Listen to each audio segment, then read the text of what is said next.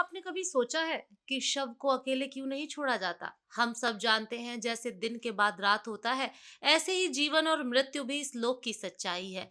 यह अटल सत्य है कि जिसने भी जन्म लिया है, उसे एक ना एक दिन धरती लोक को छोड़ना होगा।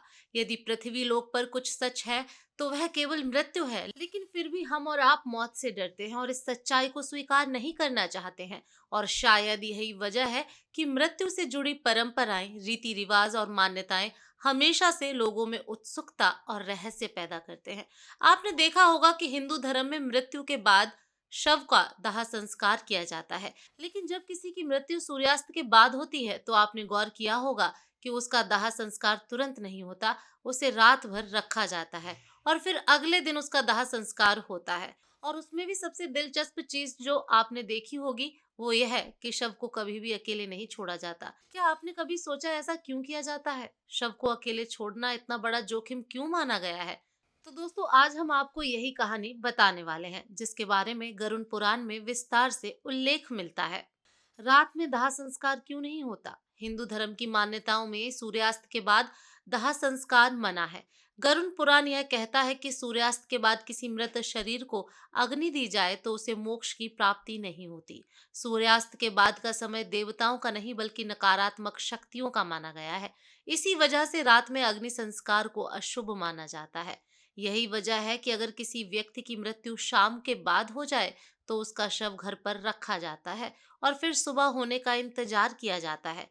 दूसरी स्थिति पंचक की होती है। यदि किसी की मृत्यु पंचक काल में होती है तो भी उसका दाह संस्कार तत्काल नहीं होता है। पंचक समाप्ति होने पर अग्नि दी जाती है। गरुड़ पुराण के अनुसार पंचक में मृत्यु होने पर सीधे दाह संस्कार करने से परिवार में और 5 लोगों की मृत्यु होने के योग बनते हैं। इसीलिए पंचक में मृत्यु होने पर भी शव को कुछ समय के लिए घर में रखा जाता है। ऐसी मान्यता है। अब सवाल, अकेला क्यों नहीं छोड़ा जाता? जो सबसे महत्वपूर्ण प्रश्न है कि शव हम रात भर अकेले क्यों नहीं छोड़ते? कई रीजन है। एक, पुराणों में कहा गया है कि यदि शव को अकेला छोड़ दिया जाए तो कई बार उसे जानवर क्षति पहुंचाते हैं। यदि शव के शरीर को जानवर नोच लें या परेशान करें तो फिर आत्मा को परलोक मार्ग नहीं मिलता और उसे वहां भी कष्ट सहने पड़ते हैं।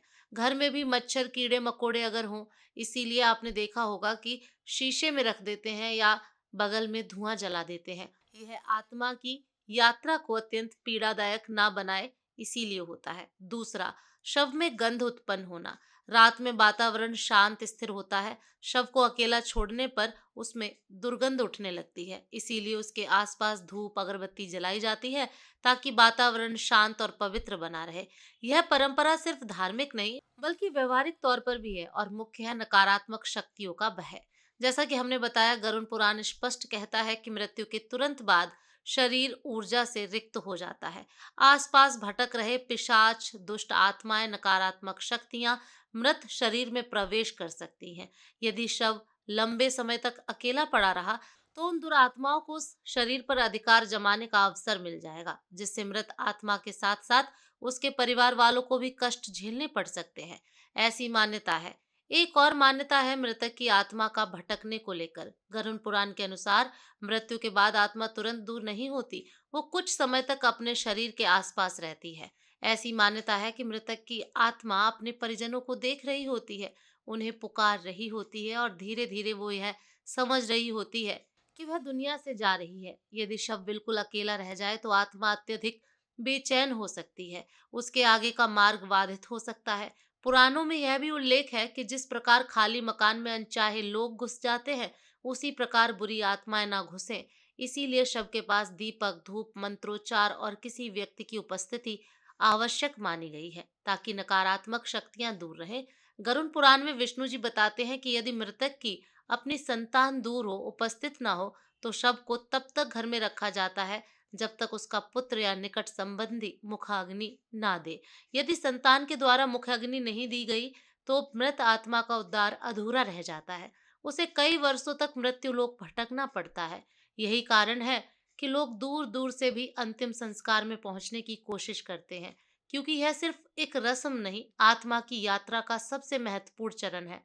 पुराणों में कहा गया कि सूर्यास्त के बाद किए गए दाह संस्कार से आत्मा असुर पिशाच या दानव योनि में जन्म ले सकती है। क्योंकि रात का समय दैविक ऊर्जा का नहीं बल्कि तामसिक शक्तियों का है, इसीलिए धार्मिक दृष्टि से नहीं, आध्यात्मिक दृष्टि से भी रात का समय संस्कार के लिए सही समय नहीं माना जाता। शव के आसपास बैठना एक परंपरा नहीं है, मृत आत्मा को संरक्षण देने का एक तरीका है। मनुष्य की मृत्यु के बाद उसके परलोक के बीच की दूरी बस कुछ पल की होती है। इस संक्रमण काल में परिवार वाले मंत्र जाप, दीपक और धूप जलाकर बैठते हैं, तो यह वातावरण को पवित्र रखते हैं और आत्मा को शांत रखते हैं।